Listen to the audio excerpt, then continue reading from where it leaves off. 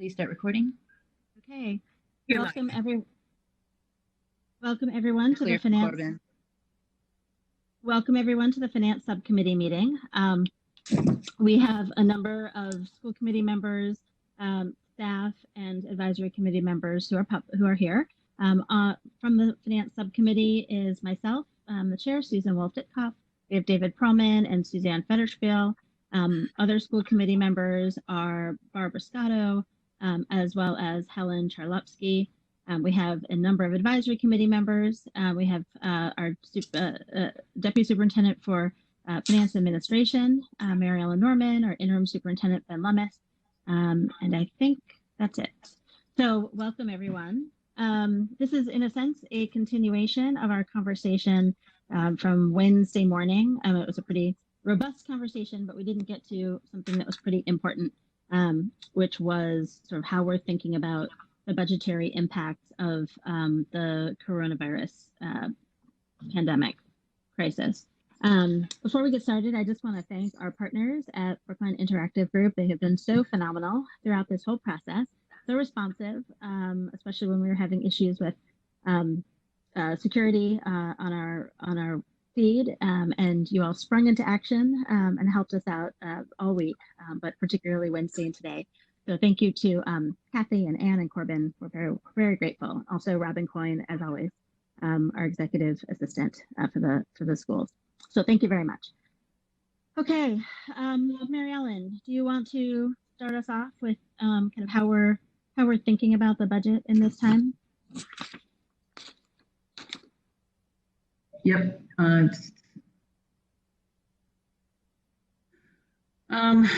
So you have a sort of a working document. It looks a little different than the last time you looked at it. We're going through each segment and cell and program of the budget, FY20 budget, and now expanding into the FY21 as we're anticipating additional services that are going to be required, after July 1st. So, our custodians and food service staff continue to provide cleaning support and for our buildings that are open and in use by a number of different services. I've put in a line item just to be mindful that we're potentially going to have other personnel costs related to reopening school or providing student supports. We're not sure what those are going to be, and those are separate than what we may identify below as we get into instructional supplies and materials. So right now, we have some additional software applications and subscription support that are being curated and deployed for our teaching staff. That comes along with some need for some additional hours for tech support to get that deployed. And then we're looking at summer school, for example, for our whether we're doing Project Achieve, Project Discovery, launch. We're just starting to look at those programs and what we may need to do to expand those, beef those up, be responsive to potentially a higher level of interest than prior summers. And so we're beginning our work on that for our general ed side. As far as special education goes, a number of things are in the works with Casey Miller and her team. Again, there are software applications and subscriptions that are being curated and deployed. Summer school is likely going to be a expanded program. Again, there's just starting planning.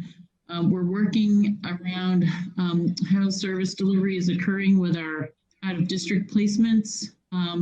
Many of our out-of-district students are home. But the schools are providing virtual services and support to those students. But as always, we're always concerned with potential regression because it's not the same environment, teaching and learning environment that they're used to every day.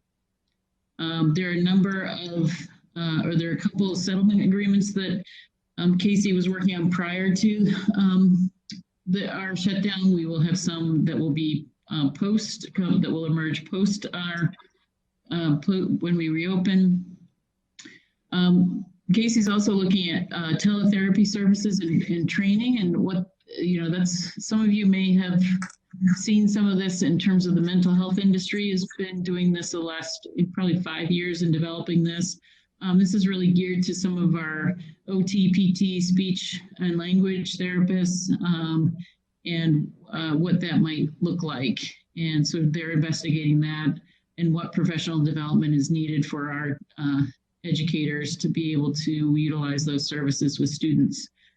There will be some costs related to IEP evaluations and IEP meetings because those can't occur at this point in time. So there are a significant number of reviews and sort of annual meetings that occur in the spring. So losing half of March and all of April really is going to put a backlog on that. So they're in the process of trying to figure out what that could be and might be in terms of additional expenses, and whether those would be handled in May and June, or whether those would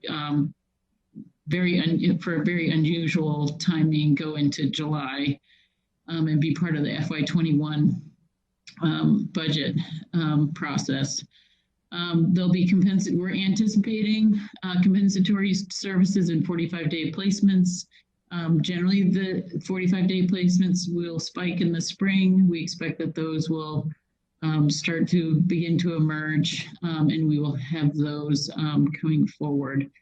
Operation supplies and materials, those have not changed from the last time you saw this form. I talked to Matt today. That's still pretty much on track where we are going to be. Most of those are going to be reimbursed through reserve fund transfers with the town.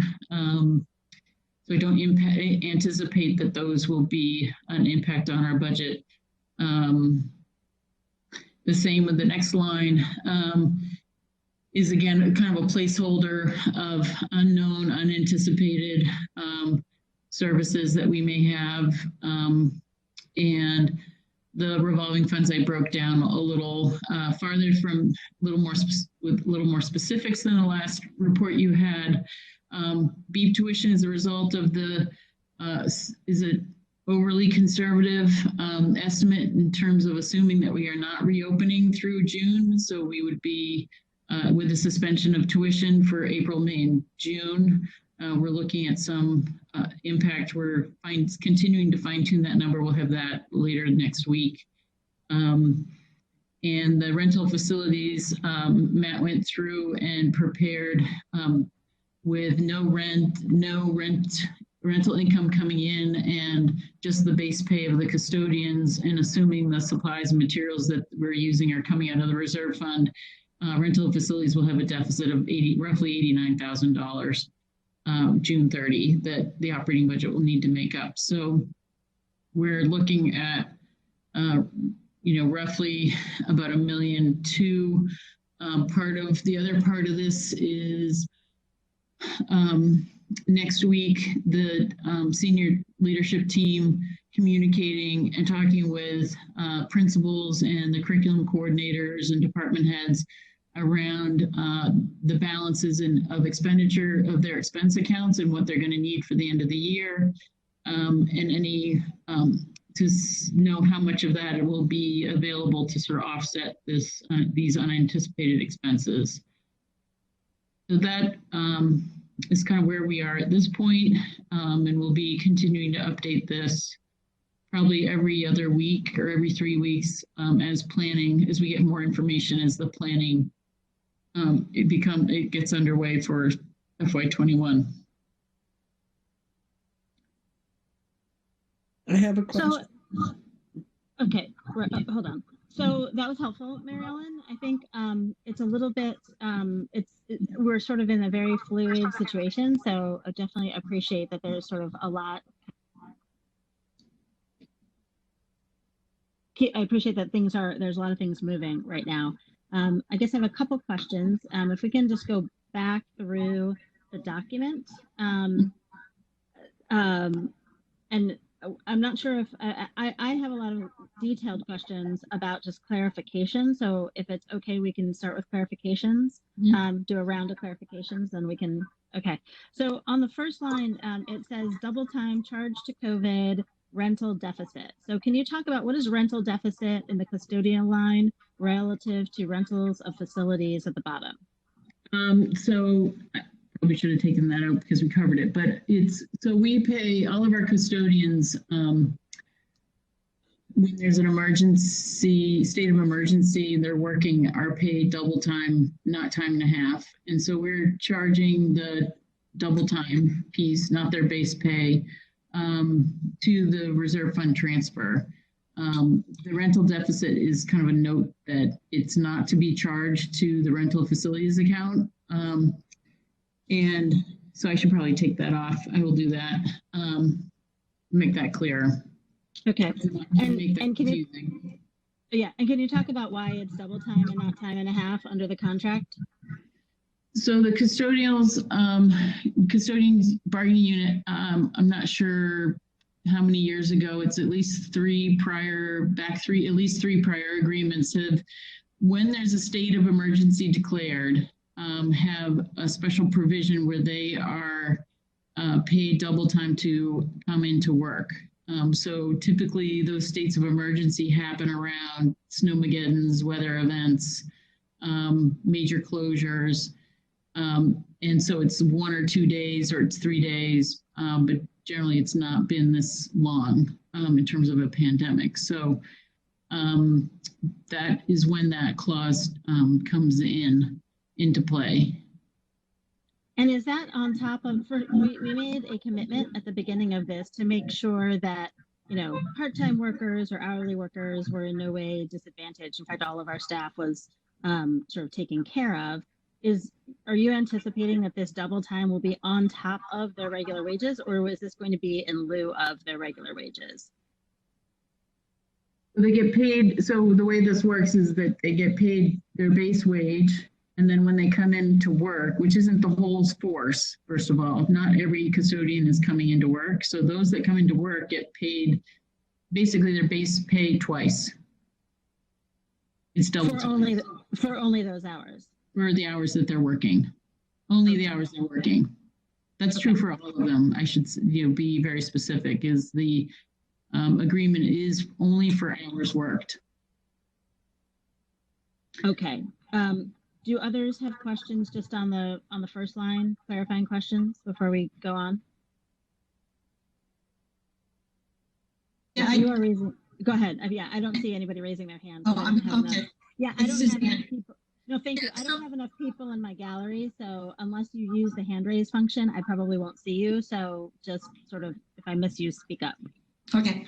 So Mary Ellen, you know, with the teachers union, we had to negotiate the working conditions going forward. Is there any opportunity to do that with the custodians? I mean, it was never thought that it would last for months, that they would get double time. Is there a way to negotiate that?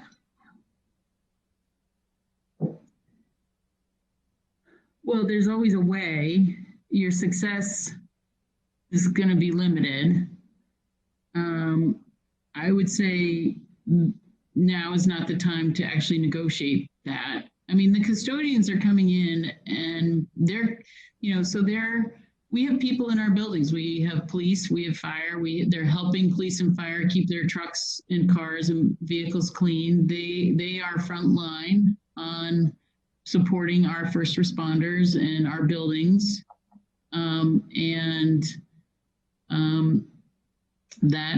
That is kind of, there's risk.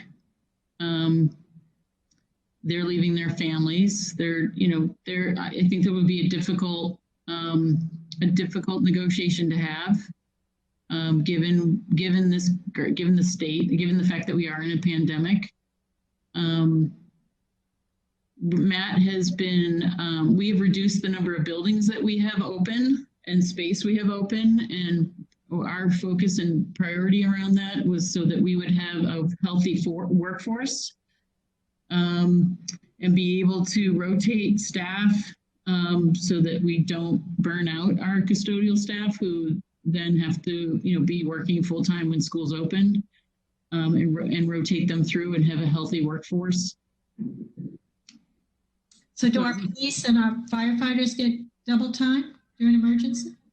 I don't know. I don't know that because that's, they're first responders. So there are lots of different types of pay and schedules and things like that that they are receiving. I just want to say, like, police and firefighters also have risk built into their salary structure, which custodians don't. So double time pay is a way of actually paying them for the risk that we don't actually pay them for. So this is in fact risky business. Yeah, like they are regularly coming into contact with people. They're exposed to sickness.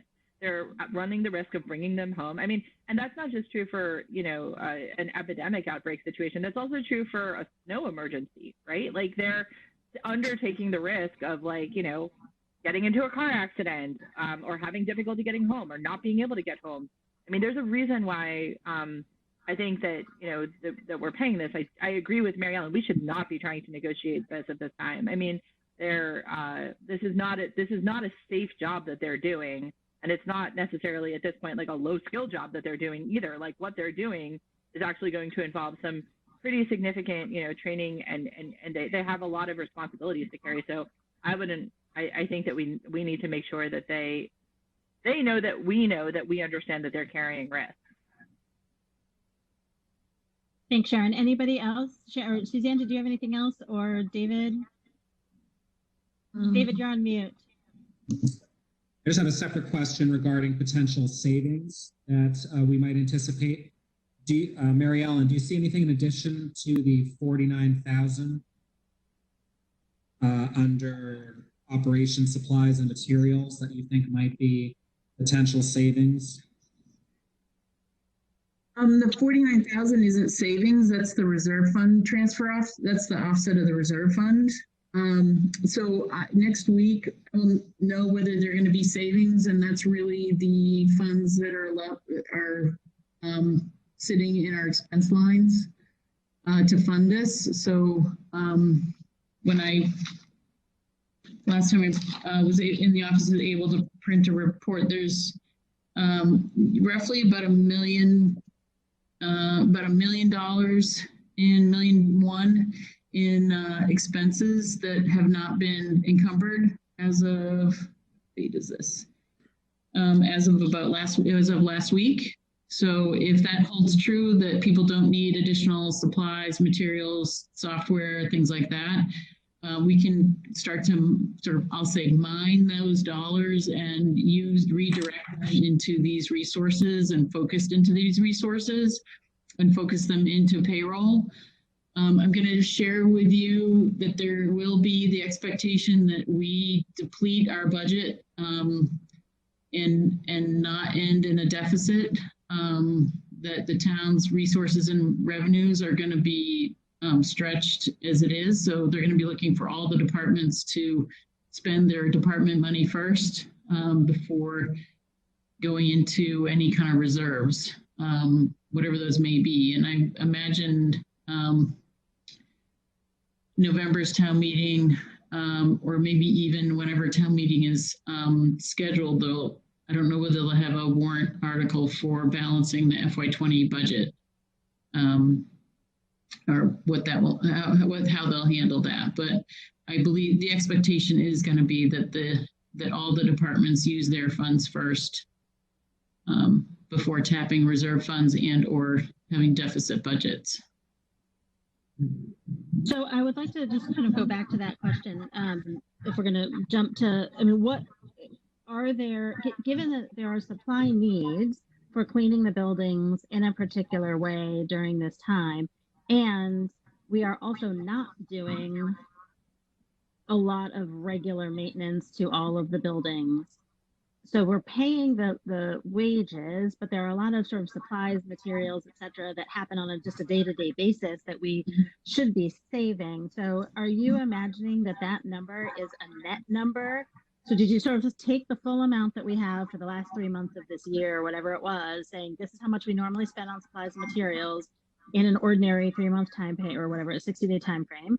And then this is what we think we're going to need in this time frame. And then we net it out. Or is this a new number on top of what's already budgeted for the last 3 months of the year for supplies? I'm talking specifically about custodial. I'm not talking about all those other pieces right now. Custodial is net, is what you described. Okay. But what the $1 million I described is. No, I'm not there. Yeah, I'm not Okay. there yet. Okay. I have a whole lot of questions about that too, but we're not there yet. Okay. Yeah, okay. Anything else on? It's okay. Anything else on? I think Helen had your hand up. Well, I'm just not clear. Are you going line by line? If you are, then I'll wait. I am going line by line. We just got on custodial supplies. David went to custodial supplies, so I just kept that in there because we were talking about custodians. But yes, I'm about to keep going to the next. Do you have any questions on custodians or custodial supplies? Anyone? No. Okay, let me keep going then.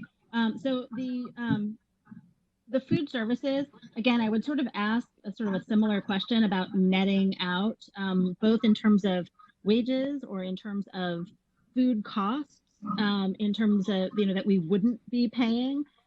There's a revenue aspect to this also from, free and reduced lunch. There's also, costs that we're incurring. So can you just give us a little, each one of those two in particular are kind of a mini balance sheet on their, mini income statement on their own. So can you walk us through the food services thinking? So here's what we're anticipating for food service. So they just had a phone call today at noon, which gave them a huge amount of information of resources and support for food service. So Matt and Sasha Palmer and Tessa Washburn are digesting that, and they're going to have for me an update of their financial projection the end of next week.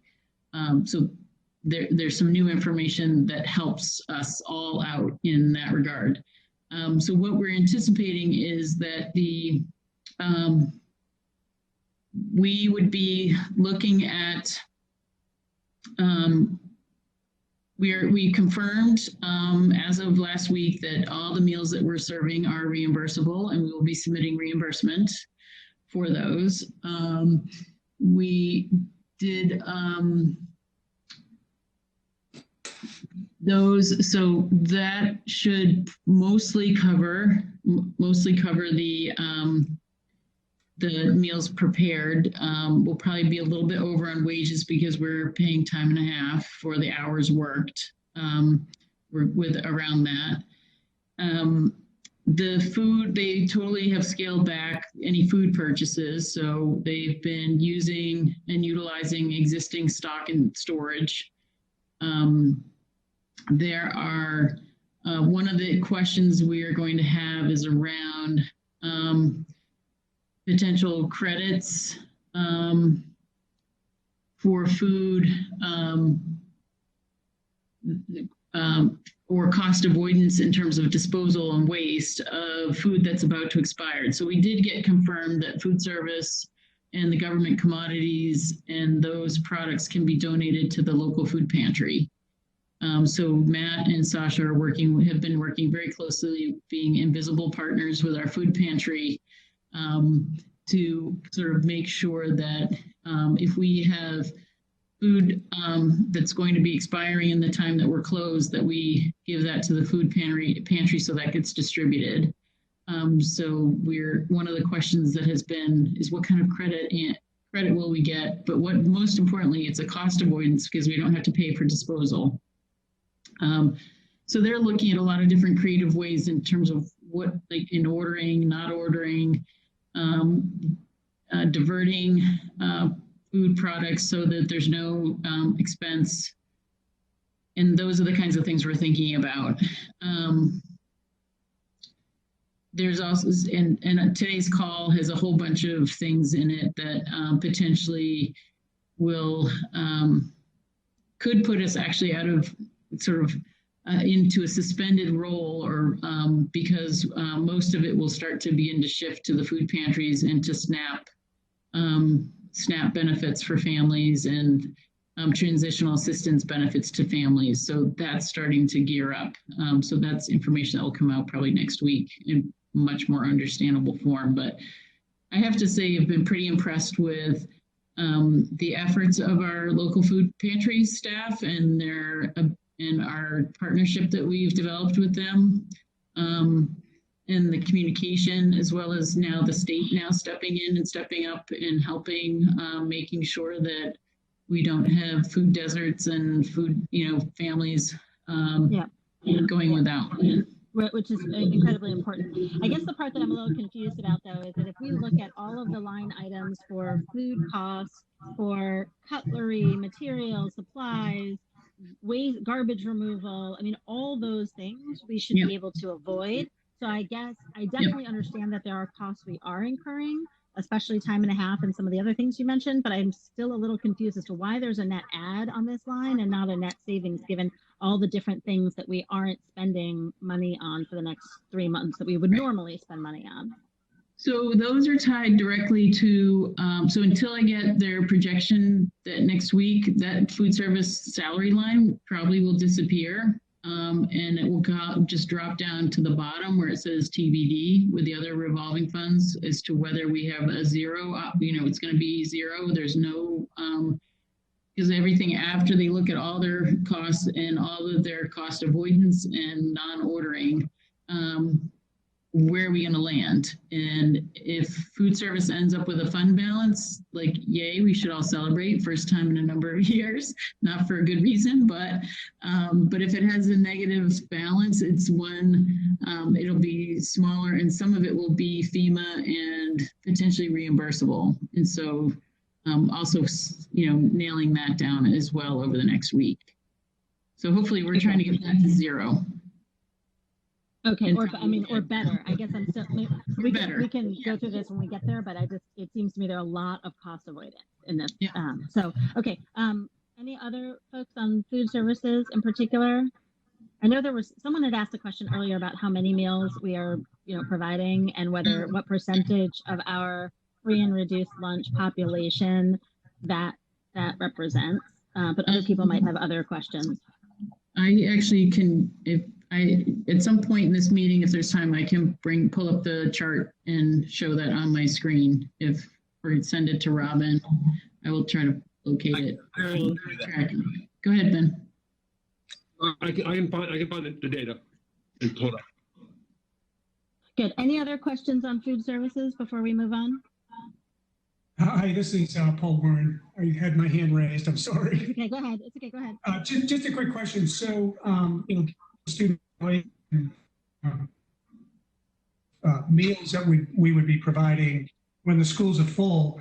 I'm trying to understand how this would be additive and not either a wash or positive. Can you help in that?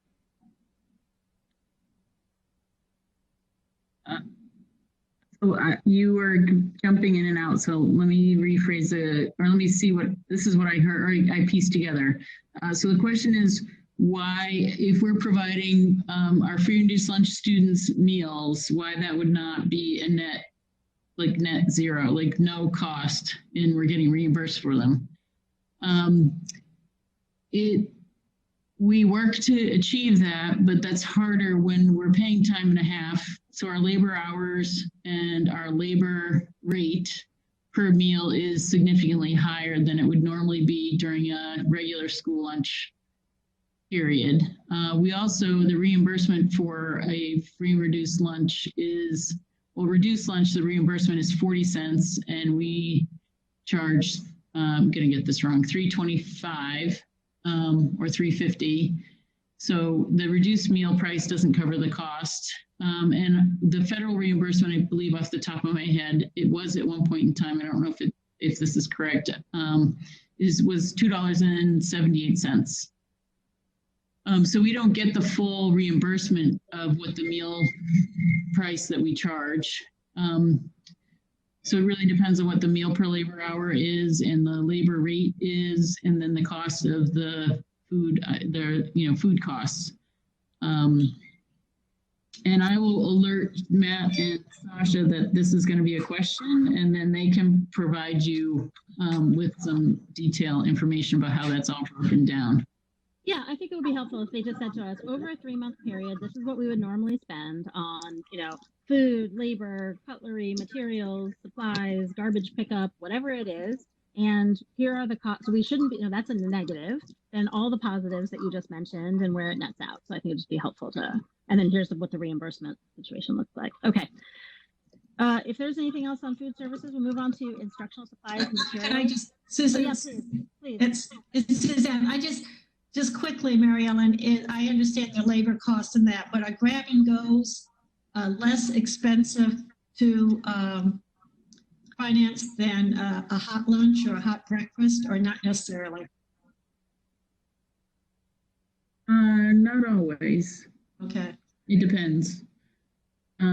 It should be but it really depends on kind of what is going into that lunch. If you're doing bagged, carrot sticks, for example, are you gonna put those in a bag? Like, what's your assembly? So your labor time can be based on assembly, or do you have like a clamshell item, clamshell packaging, and so you can drop handfuls of carrot sticks and a variety of things, fruit and things like that into, it's really assembly is your labor time. Okay. That's an impact. And I think they were actually trying to provide not just sandwiches, but like hot meals or meals that could be reheated as a hot meal. I believe they were trying to do that to give some variety, so it's not just a sandwich every day, So I'll also have them give you what the menus were. Okay. Just quickly on meal, I don't have this week's data, but last week's data was between 150 and 170 meals when we serve them. That was as of last Wednesday and Friday, and then we can update you, at school committee meetings on what the latest numbers are. Is that so? Does that mean children, or does that mean like meals? Because if they're getting 5 days worth of meals or whatever, that's divided by 5, or no? What, So typically they're getting 2 days of two days of breakfast and lunch is what we're handing out at any pickup. So that's 156 meals total. So it's meals, not pickups. What, 150 to 170 pickups, or it's meals? Meals, I believe, Okay. right? Yeah, I think it's meals. It says actual number served, so I'm assuming that's meal. But we'll get you the Any other questions on that before we move on? Instructional supplies and materials. Again, I think it would just be helpful for this one, particularly materials, to understand, as we think about cost avoidance, things that we're not paying for, crayons and paper and whatnot in the buildings, relative to what I think I'm clear on the increases. I'm not totally clear on what the cost avoidance looks like for these matching items. Mary Ellen or maybe Susan. So obviously, Anyone? we don't have, it's not allocated across 10 months or 12 months. Those sorts of expenses, okay? But Mary Ellen, is this more about what we now don't expect to spend in terms of what is left versus what we expect to incur because of the emergency? What's the best way to present this? So the items that are on the sheet are items that we were not anticipating to have additional expenditures for. I get that. Yep. Going forward. I'm trying to understand how we can get Susan and the committee the answer that she's asking for, because it's not necessarily what we anticipate spending, versus what we now expect to spend in these 3 months. It's in some ways more, I think, what we haven't spent versus what we now expect to spend. Because, for example, we've spent, say, for example, just use pencils, okay? We may have spent all of our pencil budget already, and so we wouldn't necessarily allocate that across those 3 months. That money's already out the door. No savings on those pencils. Right. So there's roughly $1 million that is unencumbered at this point in time. And so part of what information I need next week from the budget managers, principals, department heads, curriculum coordinators is of what's left in your budget. What are you anticipating needing to expend for April, May, and June? Assuming we open, assuming we don't open. And I need to close, and I would very much like to actually close the budget April 10th instead of May 1st. And then be able to get whatever those orders are in, and then be able to take the remaining resources after we and identify how to resource the items on these lists, on the list that you have in front of you, because some things will be happening and need to happen before June 30th, and other things will need to happen after July 1st. And anything that happens after July 1st needs to be out of the FY21 budget. And so we just need to nail down sort of what is the need going forward. Generally with May 1 being our normal budget close anyway, it's just, there haven't been a lot of requests for orders up until they're just starting to trickle in this week, and needing to know kind of what the demand is and what the issues are. I think not knowing when school's going to reopen,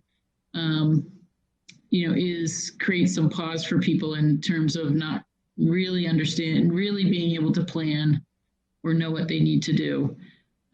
So we're going to be working on that as a senior leadership team next week to figure out what that baseline is, what's needed. Okay, Suzanne, did you have your hand up? Well, I do, yeah, and then Helen does. So, Mary Ellen, in the past, if we felt that we were running short for the budget for the year, we actually put a freeze on the supply budget. I'm wondering if you think we need to do that. I typically, if you tell somebody you have, a month to spend the money, they may spend the money. So. Well, so that's why we're sort of having the conversations next week, and I've communicated in senior staff, we talked about really me freezing the budget April 10th, which is next Friday. Because, and I think there's a piece that I would do is I would probably hold back some funds just as a cushion anyway. So should we reopen in May and somebody really, really needs something, there are a lot of POs. I encourage a number of the schools to do purchase orders for the entire year. So for example, copy paper. Copy paper is encumbered for the entire year.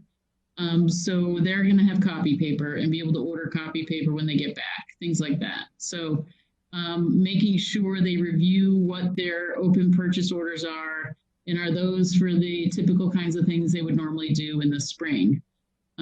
Generally, the administrative assistants are pretty on top of that. And so that's part of the conversation for next week is where is everybody? So there's some work that needs to get generated out of my office to support that effort for people that have information they need to make a wild guess.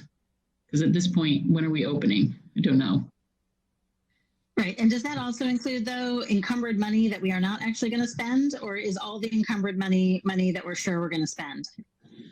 Donna Chisholm's been working on that since we closed, is on all the open purchase orders of, are these complete? Do you have other bills coming in? Did you, what are the idiosyncrasies with those? She's been working with the secretaries on those so that we can get those closed or keep those open and know for real that the encumbrances we have is really money we're going to spend and get invoices for once we reopen. Or if we don't reopen, we're not going to order and we'll close them out. Okay, good. Helen, did you have something? Oh, so Sharon, Sharon, if you can go first and then Helen. Sure. Yeah, I just want to make sure that I'm understanding this correctly. It sounds as though you're giving us a set of projections about some funds that are encumbered specifically for emergency costs, and that all of the other funds that we're asking you to be accountable for that may be leveraged against us are going to end up being resolved by the time that you close the budget on April 10th. Is that correct? Pretty much. So basically we're looking at we're not only going to have conclusive answers to how much funds are left, if any, to go into this. That's just it. It's going to be the final answer because the budget's going to be closed, right? Is that what your thinking is? That's my hope, is that we'll close it and then we just have payroll to deal with. Okay, that seems fine to me. I mean, I honestly think that it's good that we're not mixing apples and oranges, that we're like clearly compartmentalizing the emergency expenditures and sort of routine expenditures, and we'll sort of do a reconciliation afterwards, and that's all being kept very separate and very clear. I think that that's totally appropriate, and I really sort of like the tack that you're taking in terms of thinking about funds that need to be sort of dispensed in the next couple months and how FEMA is going to play into it and everything else. I do want to ask, like, let's say hypothetically, I don't think that this is going to happen, but that schools were going to, that schools reopened on June 1st. How does all of this affect that? Probably not very much or a lot. Like, what are the implications?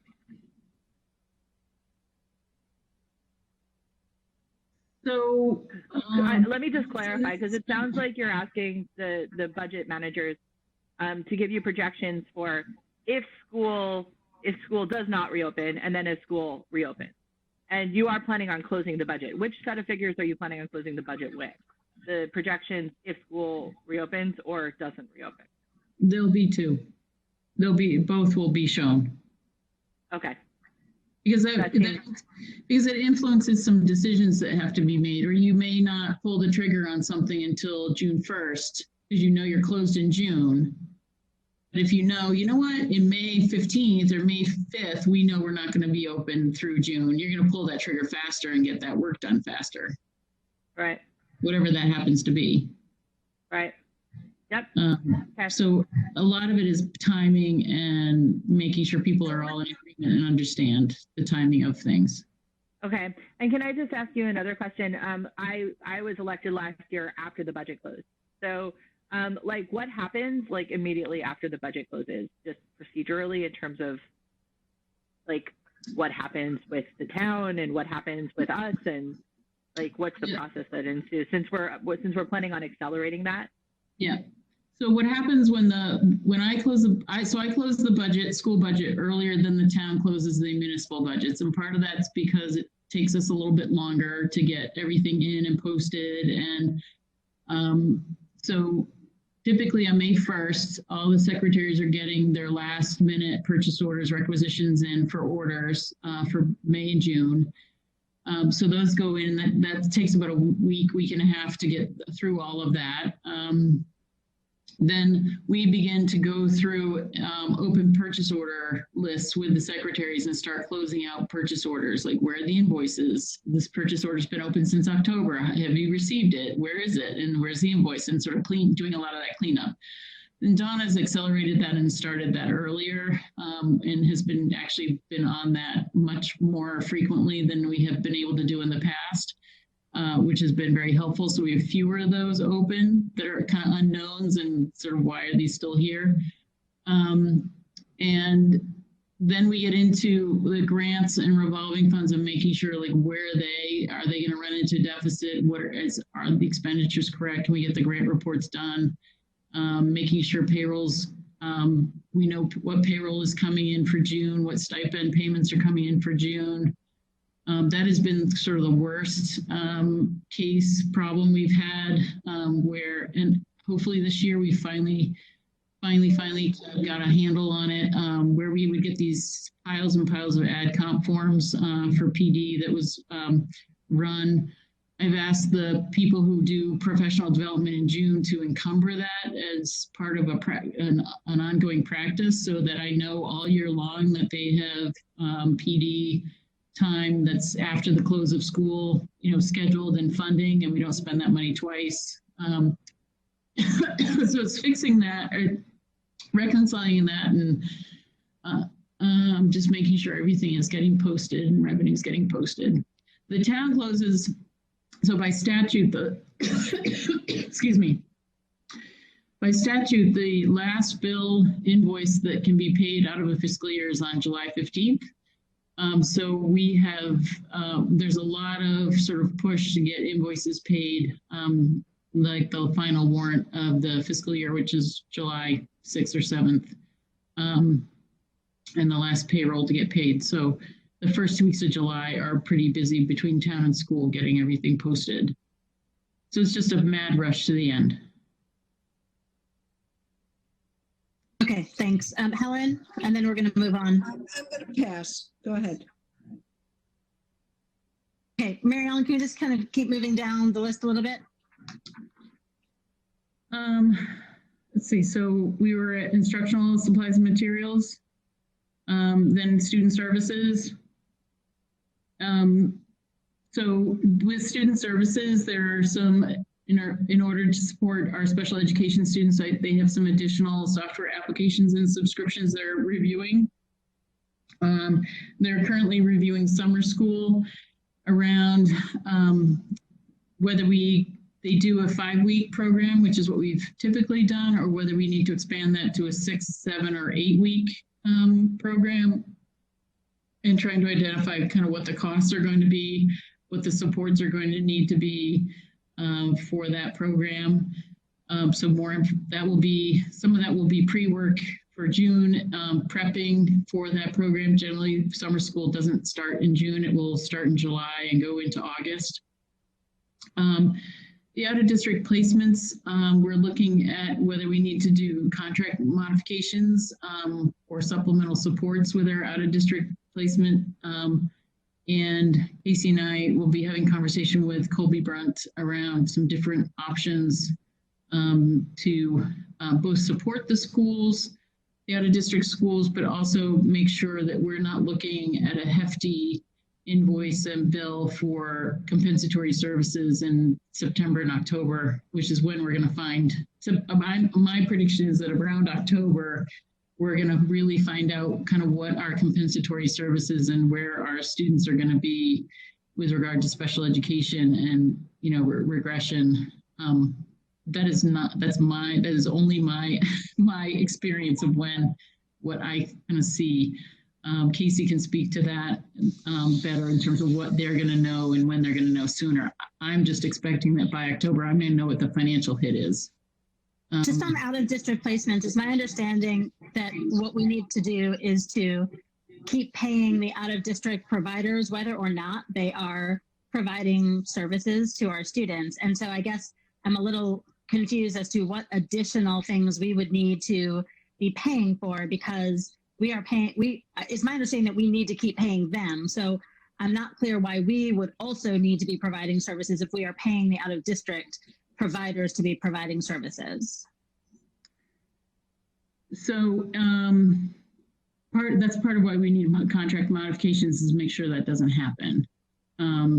In terms of, so if they're providing, so just like your question to me about where would there be cost savings for things that they're not spending money on? So if we are paying them for services, so I would like a financial credit for what you're not providing because we paid you in full. And so exactly. Where you say, oh, we need to add 1, 2, or 3 ABCs or XYZs items, you already have the money to pay for those. Like, you shouldn't come to us for money in October because we paid you in April. So that's the modifications and the conversations we need to have. Okay. To mitigate that risk. Okay. Casey can speak more to settlement agreements, and those have been happening. I don't have any specifics on those. The teletherapy services and training for speech and language, and potentially some of our other specialized service providers under specialized is new, and it's kind of a new service, and one that she's looking into how to be able to provide and what training the staff will need to be able to do that successfully with students. So that's something new. And I would imagine that is something that not only for the summer would probably go into next year. So he's investigating that.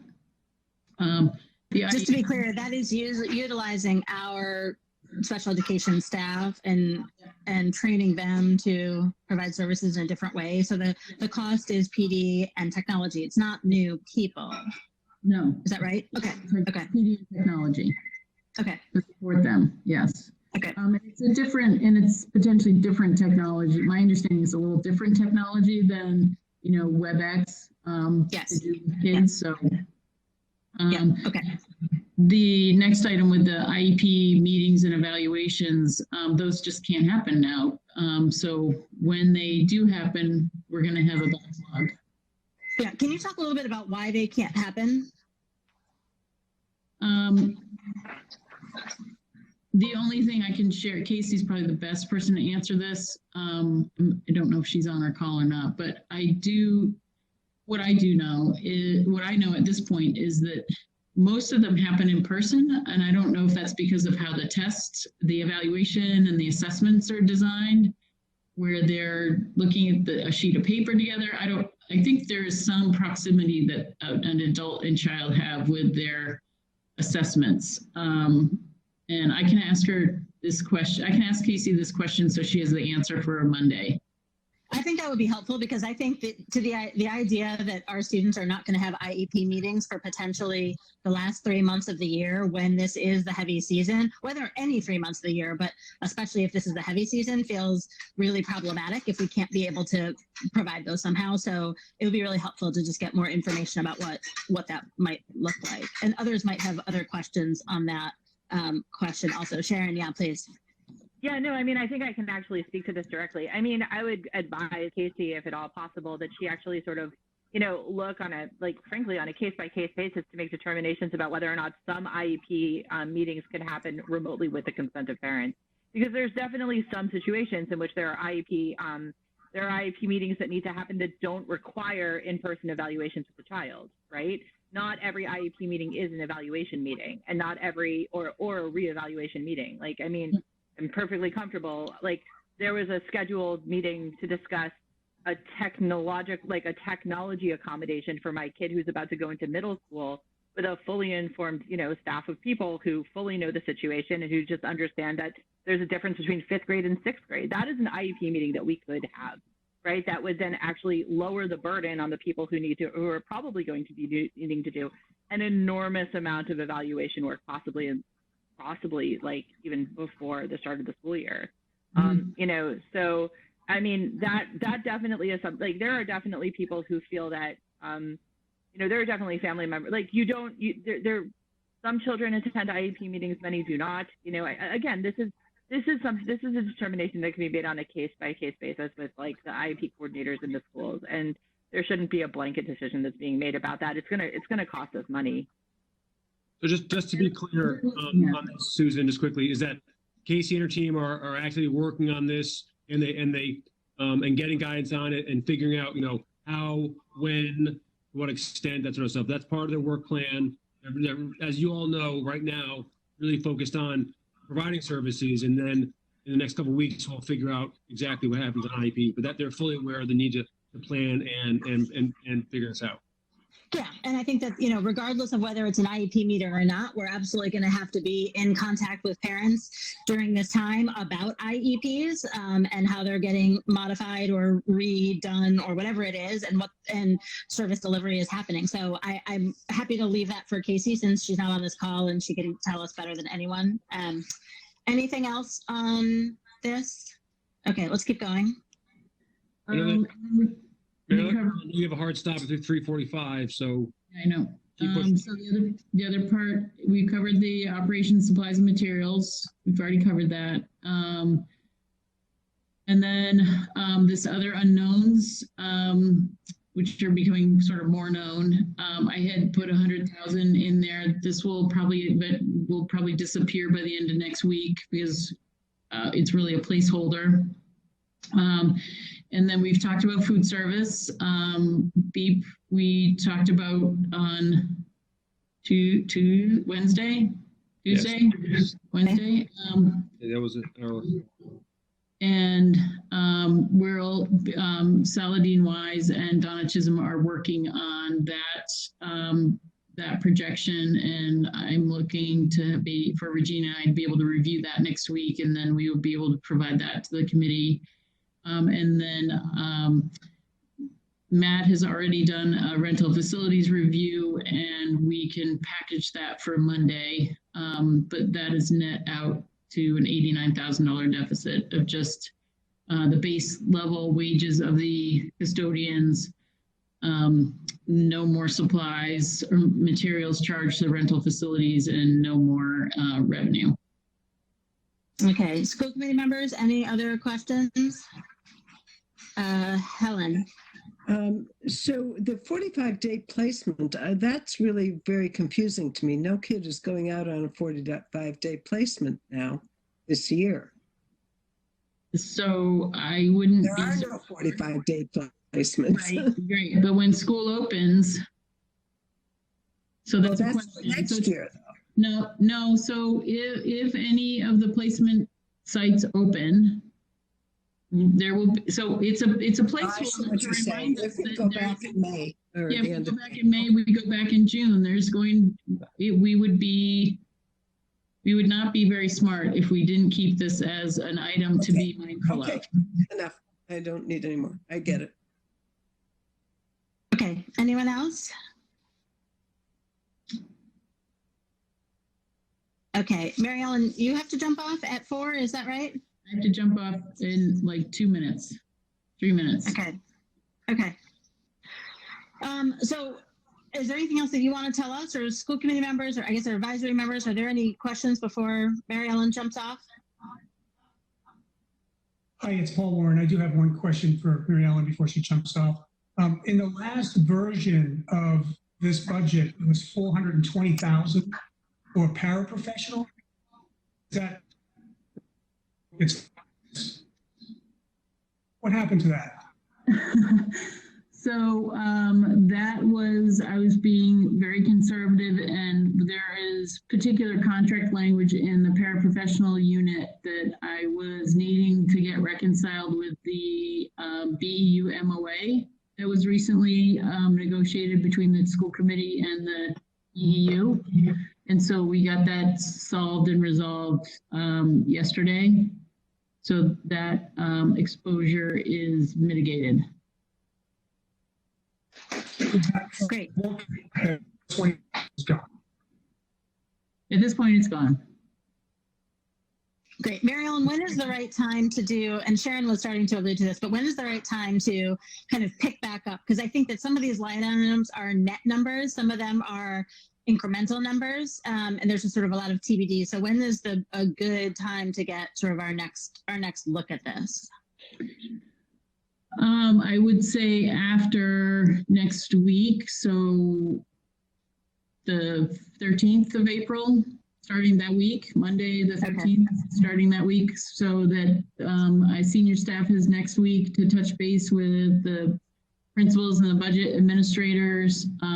Starting on Monday, I get their information by Thursday, Friday, and then I can turn that, look at that and be ready for probably late Monday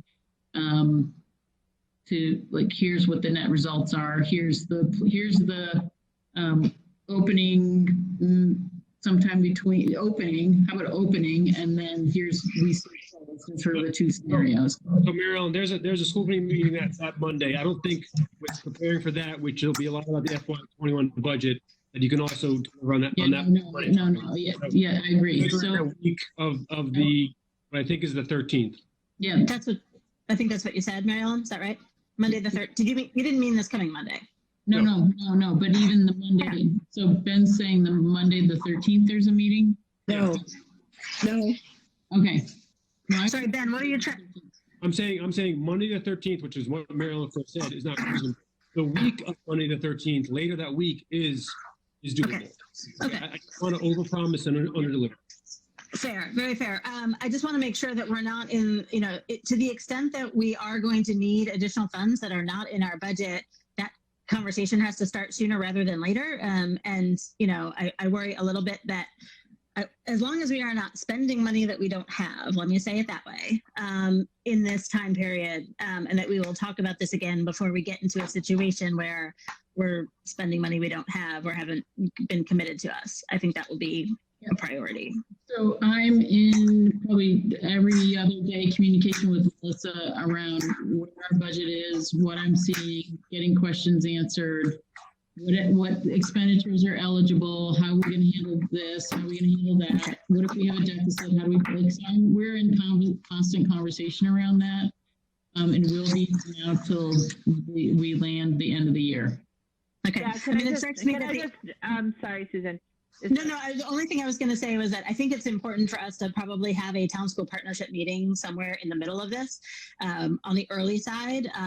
And so anyway, we can talk about that offline, but I do think that's important so that we can kind of get everyone's head circled up. Sorry, Sharon, go ahead. No. I wanted to pivot exactly on what you're talking about, and I wanted to talk to Mary Ellen as well. So like, I appreciate everything you're trying to do to build in flexibility, and some other time offline, I'd like to just get a sense of whether or not you feel that you have sufficient flexibility to navigate whatever comes in the next 2 months.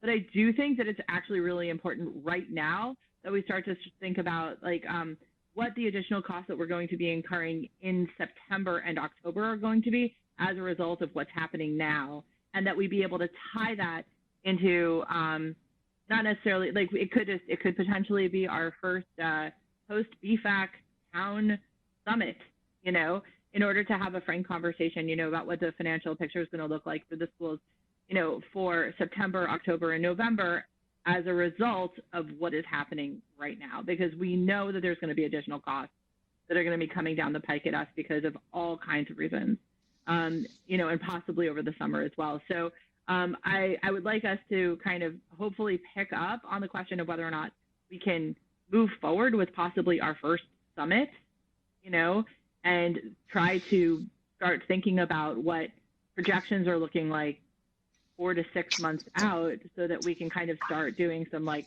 long-term planning townwide. Yeah. So just one thing, I think the setting up the first summit is a good idea. I think that probably will take some, depending on how grand it gets, it might take a little bit of work, and I acknowledge that everyone's busy. But just on that point, I'm wondering if we all know how to do town school partnerships, which is the school committee, the select board, the advisory committee, and any members of the public who want to be there. So that's not everybody that we would want at a summit. But I guess what I would say is, if there's a way to schedule a town school partnership meeting in the middle of April and then invite whoever else we want to invite that we might imagine, like somehow the word summit might be hard to do. We know how to do a town school partnership. So I guess I would just say maybe we can do that. Someone's waving. Oh, Cliff, you're waving. I would just echo what Susan said, because I think people hear the term summit and they assume a particular sort of environment, or maybe a different process than what we've had before. I think that right now what's most important is to get the principals together, if you will, and for folks to understand what's happening in fiscal 20, but then also discuss how it is that we should be looking at fiscal 21, so that when information is presented, it's presented after there's been some discussion about what it is people want to see. And I think that first step is a town school partnership meeting, as Susan suggested. Yeah, and I don't think that's to preclude, Sharon, what you just said. I think we're just trying to get something sooner rather than later, but then still do the summit idea. I don't think it's instead of. Yeah, Cliff. Okay. Mike Salmon?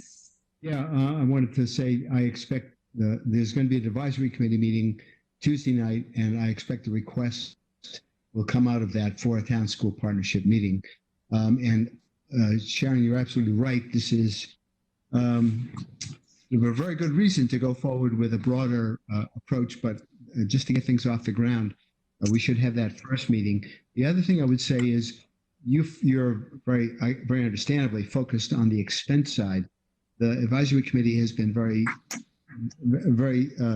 focused on the revenue side, because we have to have a balanced budget on the one hand. On the other hand, we have the balanced budget, period, never mind hands.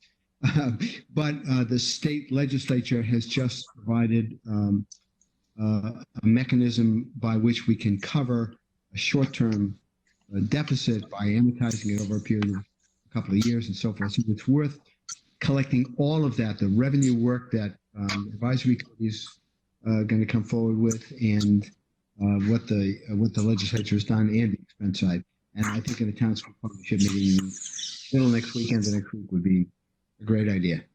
Well, what I'm hearing is that Mary Ellen isn't going to have anything for us until the week of the 13th. And so I'm wondering if we can do it for the week of the 13th so that we can kind of get through next week. She can get through these conversations with the budget managers and at least have an update for us. I wouldn't want to do it without that. Otherwise, we're all just going to be saying the same thing. But I don't, do we need a vote to ask for a town school partnership meeting? I think I was just going to email Bernard and tell him.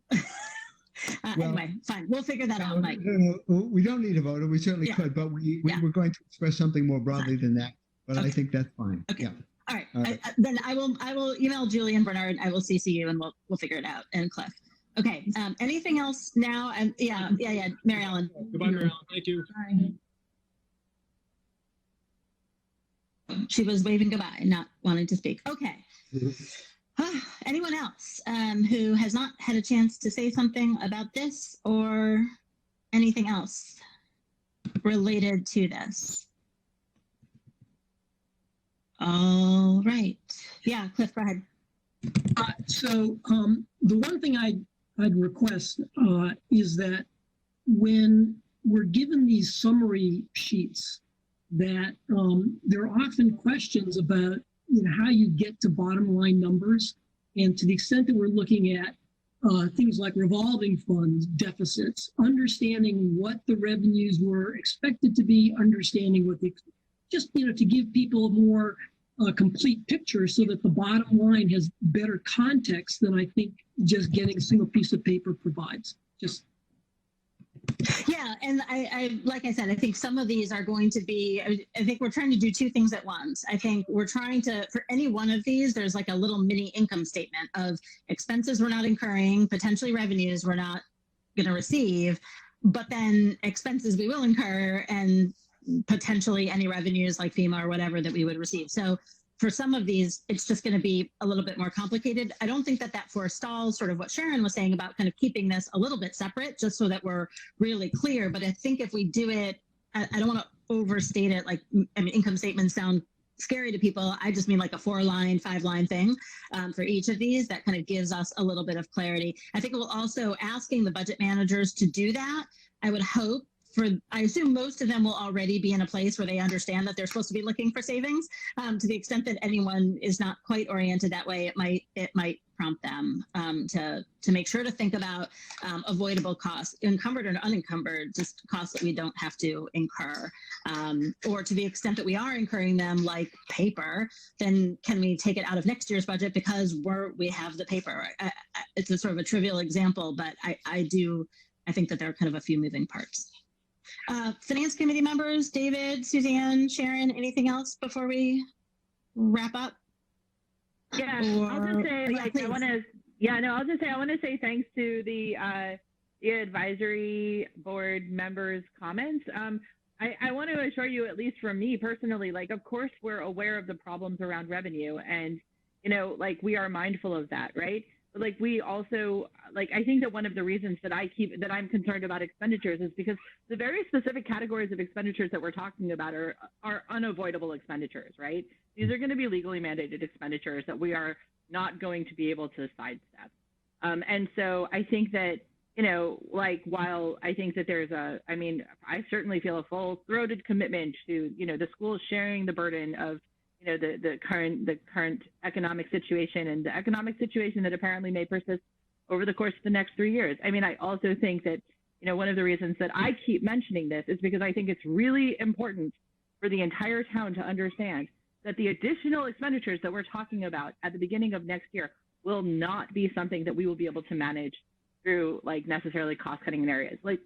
We will not be able to eliminate purchasing paper for the schools for the entire year in order to cover special education services.